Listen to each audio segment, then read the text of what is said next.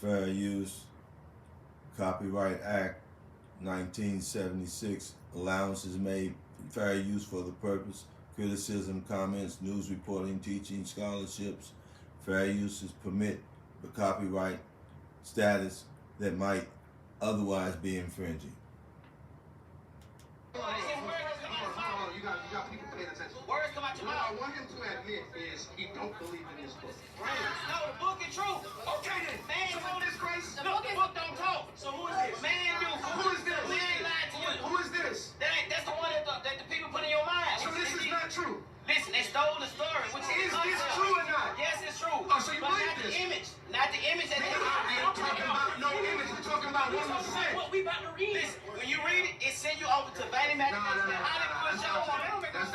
Okay, all right. All praises to the Most High.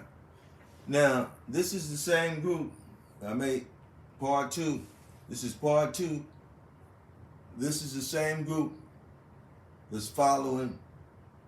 If you can see back through the crowd, that you can go back through the crowd, you'll see in that green hat there, that's the guy that calls himself Jesus. We was just looking at him when they were over with WFI.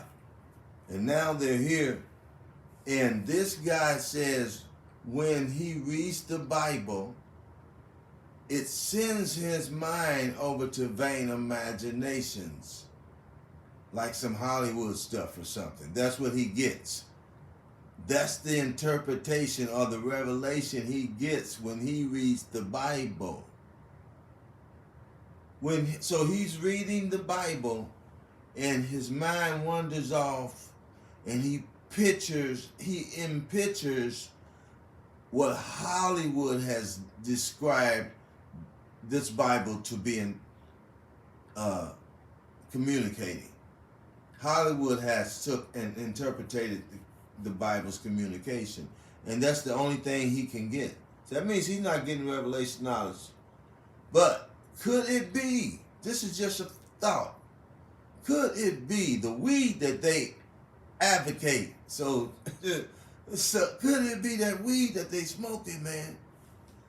We know the function of marijuana, how it functions and what it does to your brain, what it does to your thought pattern, your thought process. That's why people do smoke weed, is to escape reality. The Bible's reality. So if you smoking weed, you're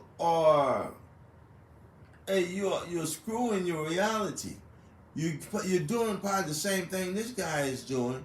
It's taking you off into Wonderland somewhere, and you can't really understand the true message communicated from the Bible.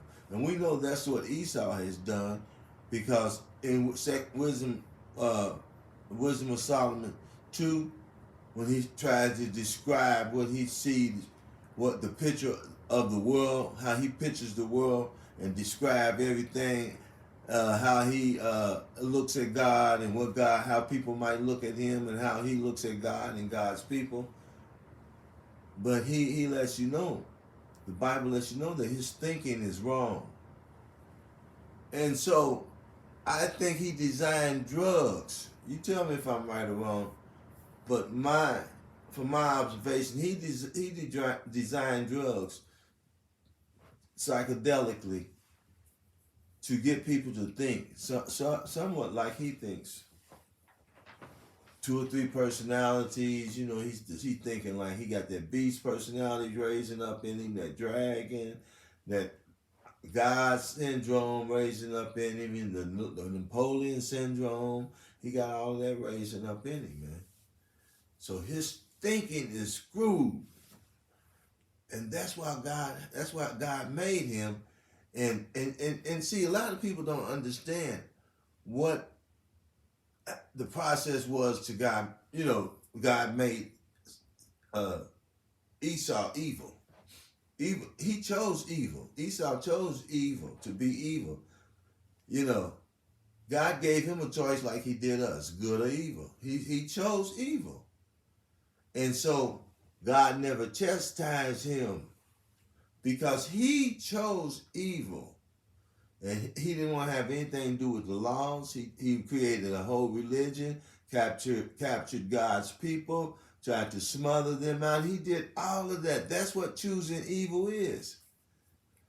That's what choosing to go against God is, to be the number one villain of the earth and of the people and your own creator. That's what it'll turn you into, the villain of Esau. Esau is the villain of the movie. But we hold on to this earth, this world that he's created, his heaven. This is what he created as his heaven. He said, I can do this better than you, Lord. You chose Jacob over me. No, Esau chose Esau chose to be who he is. Because he was taught by the same parents that Jacob was taught by. So he chose to, he said, I don't have anything to do with this following God thing, This following God thing. I don't have anything to do with it. Everyday life. Okay? Let me let this play out. And so let's get back to the video. Hey, John, you know that contract. And they all smoke pot. This is not going to be long. This is it, really. This is it. They all smoke pot. And the thinking is screwed. Is not well. They're not well. They're not. So that when they read the Bible, that's where all this confusion and all of this is coming. That's why they can't come back to the Most High. And because when they think of the Bible, their own marijuana, most of our people, the 2/3 that own marijuana, they walk around like zombies, man. They don't have the mind of Christ, the mind of the Most High in them. They're disconnected from the true vine.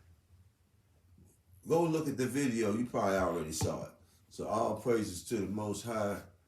And we're going to be watching the behavior of our people as they suffer from the PTSS, slave syndrome, PTSD, post-traumatic stress syndrome, and all kind of hurt and pain that they suffer from just their genome makeup and from what they've been taught and experienced from this life that they subjugated us to.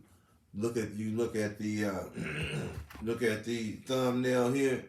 Look at the thumbnail here. These people are out on the streets, man, trying to figure out what the hell hit them, right? And we got prophets on the street and showing them, and they're doing everything to medicate, drugs, everything to make their bodies and their minds and self-esteem feel good, except for letting that Bible come into a clear mind, and a clear mind will generate a clear conscience, okay? All praises to the Most High.